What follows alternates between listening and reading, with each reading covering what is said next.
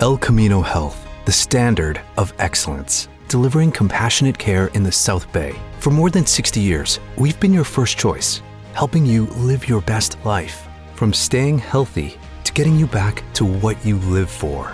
Every national recognition is a show of strength. Another success story, built on trust.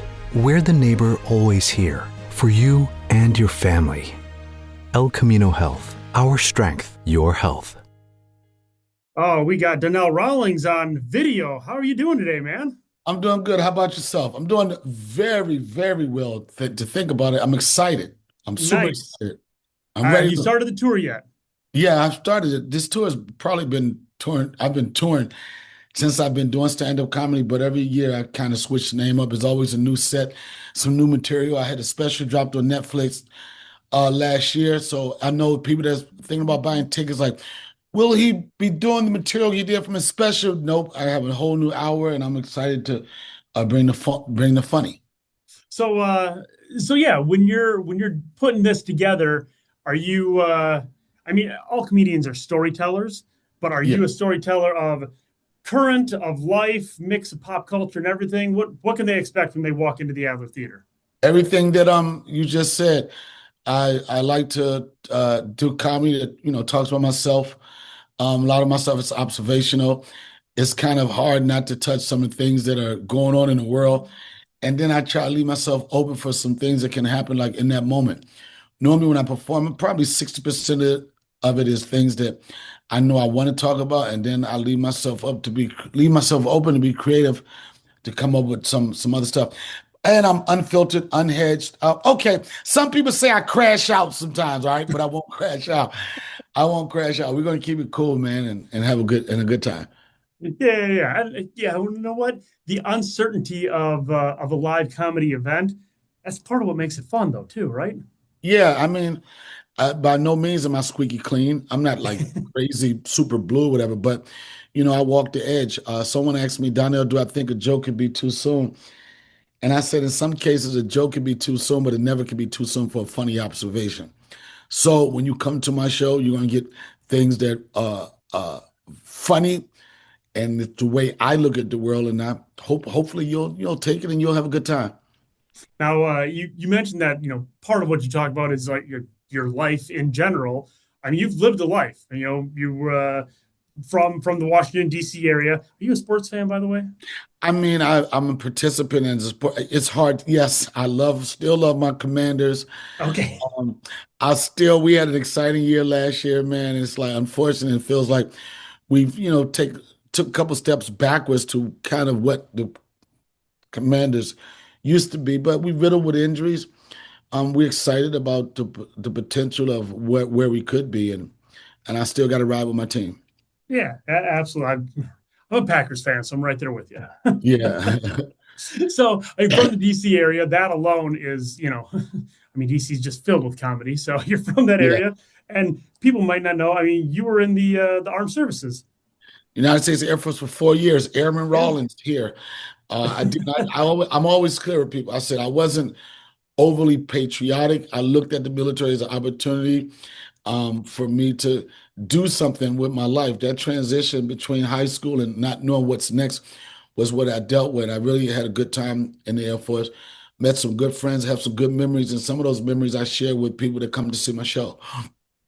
And I mean, that's, you might say that, oh, I wasn't patriotic, and some people looked at that's a means for a lot of kids out there. Oh yeah, 100%. It worked well for me. And well, I think almost all my uncles were all military guys. There wasn't a lot of guys in my family that went to college, and that was our transition. And for the most part, it did well for all of us. Yeah. So when obviously when they see you at the Adler Theater on November 13th, they're going to be there for you and know that it's you and everything that you do. If someone bumps into you at airport or restaurant, what do they say? Hey, you're from this. I mean, I've done a lot, but the one that really connects with people is the Chappelle show. We did that show about 20 years ago, and I've done things before and I've done it after, but it doesn't matter what work I do. It's Ashy Larry. Either it's Ashy Larry on BMF, It's Ashy Larry is Spider-Man. It's Ashy Larry was in The Wire. Ashy Larry, he's gonna be Ashy forever. But I was smart enough to make it an intellectual property and it's a LLC. So if you want to write a check to help Ashy Larry grow from a guy that's ashy and challenged in life, you can do that. But I have so many good memories of the Chappelle show. A lot of people, not a lot of people, some people at times like, well, what has he done since the Chappelle show? I've done a lot, but it just so happened that I was a part of a show that made history. I was a part of a show that some people consider to be one of the greatest sketch shows in television history, and it still lives to this day. Yeah, it was almost 2 decades ago we did it, but it still resonates with people. People catch it on Netflix. There's memes that won't stop, and I'm just happy and proud that I was a part of that brand. Also, HBO's The Wire I did some years ago. I was on two shows that Entertainment Weekly considered to be in the top 50 shows in the history of television. So I feel honored, and I like to continue like some of the energy and some of the excitement that I brought to my characters on Chappelle Show and how much fun I had doing that show. I like to bring it to my live comedy show now. Yeah, I mean, those are two shows that definitely I think people can look at and instantly have recognition with. I mean, you mentioned Ashy Larry. I mean, that has to be like the one. For me, it's not even a character. It's just one of those moments from Chappelle's show that just the way you delivered the line was absolutely perfect. And it was in the True Hollywood Stories with Prince. Uh, I'm not on And the team. I'm not even on your team, man. Yeah, that was a straight improv. I think 90% of the lines I did on that show was just things I came up on the spot. But I was lucky enough to work with Dave and Neil, and two guys that trusted me as a comic and a comedic actor to bring the best to what I was doing, and it resonated. I mean, people still come up to me this day, still spitting on some of the taglines and everything, and I'm receptive to it. And I realized that I did something that's going to stick to people for a very, very long time. Yeah, part of the legacy for sure. For for a stand-up comedian, I think everybody has those people that they look up to. Not that they you know emulate or anything like that, but they go, man, this what this person did was amazing. Who was that for you as honed your craft that you looked at and said, this guy right here, this is the guy that knows what he's doing. Uh, uh, the late great Robin Harris was one of those guys.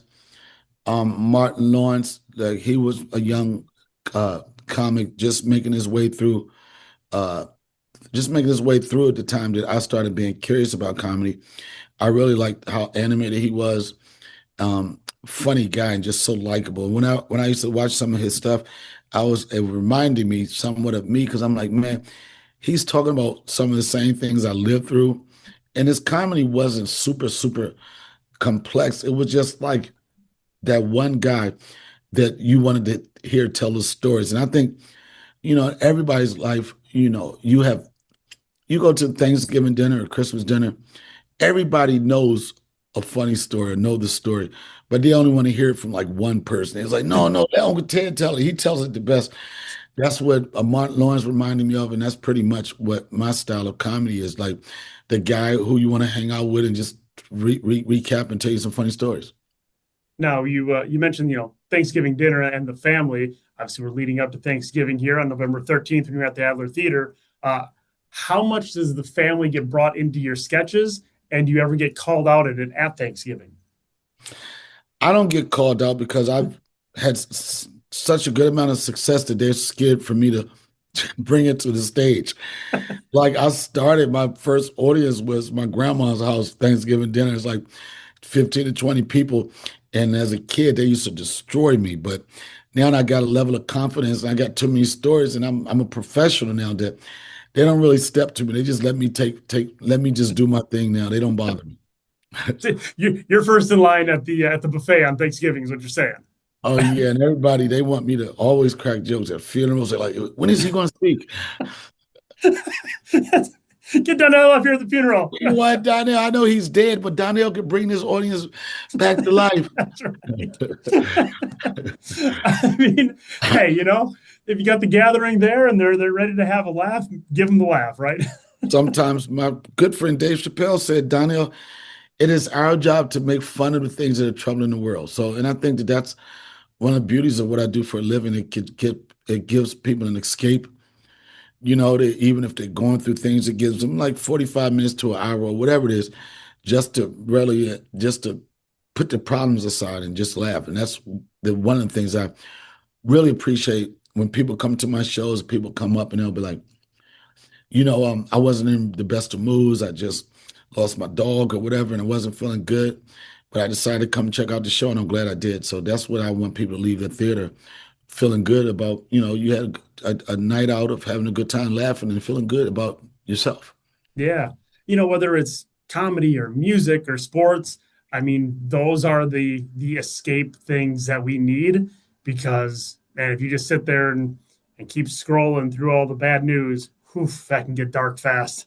Yeah, sometimes you got to shut it down and come out and have a good time, and hopefully, that's what happens when I come to perform. People just like I just want to shut off, detach, and just have a good time. Yep. Now, who are you on this tour with right now? Well, I got a couple of guys I travel. I've been traveling for years. A good friend of mine, Adrian Washington, comic, got a Minneapolis that's really doing well for himself right now. He's considered to be a headliner in his own right, but when this situation is my name is going to sell tickets, but I always have a nice supporting cast. A lot of times I usually try to support like some local comic, give them opportunity because I know for some people, just doing open mics, they don't get opportunity to be on I would consider this to be a big stage. So Oh yeah. I try to mix it up. Yeah. So when you find these guys, are you looking for someone that is close to your style so it kind of flows through, or is it like, I want to make this a roller coaster? I mean, I just want a person that's going to rip the room. Some comics, headliners, they kind of like try to like get comics that aren't as funny so they can get all the super heat and the big laughs. But my entire career, I've always loved coming behind strong acts. That way I can't drop the ball. I'm forced to bring out my best. That's when I tour with Dave, that's the relationship him and I have. And he says it all the time, Donnell, when I work with you, I know I'm working that night. So, and it brings out this healthy competition. So I'm never going to have someone that is not funny or doesn't bring the heat when that opens for me. Always going to be somebody that can kill. Yeah, and that's what I was gonna say is you're in the back there, you're hearing the laughs. When you hear the big laughs, you got to go, oh man, I gotta step it up and go tonight. Well, I'm programmed to do that anyway. You know what I mean? Some comics get nervous about that, but I love it because there's no other option other than doing your best. And if you don't bring it, you'll feel it. And I don't want that feeling. So Yeah. I go hard. And and we're here on a rock station and everything. That's like whether it's been a band or a comedian, there's been those nights where it's like, oh, that felt flat. I've talked to bands before that they're like, yeah, we've had shows that we walk backstage and we're like, what the hell was that? Yeah, unfortunately, that doesn't happen too often. It does. It is a part of this business. But I think with over 30 years of experience, like even sometimes if sometimes I might not be super excited about what I did, but I'm professional enough to be able to still pull it off and people have a good time. It doesn't always mean that I felt I was at my best, but even when I feel like I may not be at my best, it's strong enough for people to have a good time. Absolutely. And that's But I don't that's even want to talk. I don't want you to jinx me, man. I'm ready to come out here and destroy it, man. I'm ready to have a good time. It's my first time there, so I'm excited about it. Yeah, I'll say no jinxes. It's a beautiful theater and it's your first time, and I know people are gonna come in and be excited for it. Like you said, whether they recognize you from Chappelle show or one of your specials or something else like that. I mean, I think they're gonna be ready for it. Now, before I let you go, after this tour, anything else in the works for you, whether it be more shows, more specials, anything like that that you're looking ahead to past this? I don't get ahead of myself. One thing I'm lucky enough to be able to have a God-given talent that I can make a good living doing. I don't like talk about projects that I'm working on because this business, it might fall through. But I will say the thing that I know I'm in control of, it's my stand-up career, being able to put my name on the marquee and selling some tickets. So I want people to focus on what we're going to do that night and have a good time. And remember, my name is Donnell Rawlings. And if you want to keep up with me, Google me and you can find out everything about me. everything is all out there. Yep, it sure is. It's all out there, and I'm sure that people to get ready will be watching old clips of all the different shows and everything like that, and they'll be ready. I'd like to close by saying, I'm rich. I won't say the end of it, but let's go out and have a good time. That gets them right there. Now they're sucked in and ready to go. Yeah, they ready to go. All right. Awesome. Well, November 13th, Adler Theater. I know it's going to be a good time. A lot of smiles, a lot of laughs, which is exactly what people need right now. Thank you for taking the time. Awesome. Thank you, Donnell. Appreciate you. All right, buddy. We all want more time with our family and friends, including our furry ones. Save time and money with Ranchi's Rigs. To be competitive, successful contractors focus on time-saving technology. Ranchi's Rigs provides the most modern high-tech solutions so you won't waste time. Ranchi's Rigs carries the latest construction technology and equipment.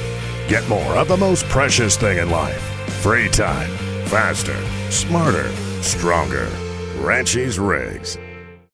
Hi, I'm Sherry Harris, owner of LifeSource Water. Your tap water isn't as clean as you think. City water is full of contaminants, including chlorine that cities use to treat it. At LifeSource, we believe your water should support your family's health. Our whole house system delivers filtered water from every tap, even your showers. For over 40 years, we've proudly built every system right here in the USA. Call our factory today at 1-800-WATER-99 or visit lifesourcewater.com. Warranty limitations apply. Are we exposed? Security teams ask this every day. Vulnerabilities across network, cloud, AI, and OT silos hide the truth, and attackers are watching. Tenable unifies your tools, teams, and data so you can spot and close risks fast. Tenable's AI-powered exposure management gives teams one view of risk, helping them focus, take action, and close critical exposures fast. Visit Tenable.com. Tenable. Your exposure ends here. South Carolina's got everything. Natural beauty, trendy cities, but you might miss your next big adventure in a smaller town. We've got you covered on the Palmetto Porch. Discover South Carolina's official podcast. I'm Devin Whitmire. Come with me as I venture off the beaten path and learn about these towns from the locals who know them best. Check out the Palmetto Porch wherever you get your podcasts. And for more information, head on over to scpalmettoporch.com.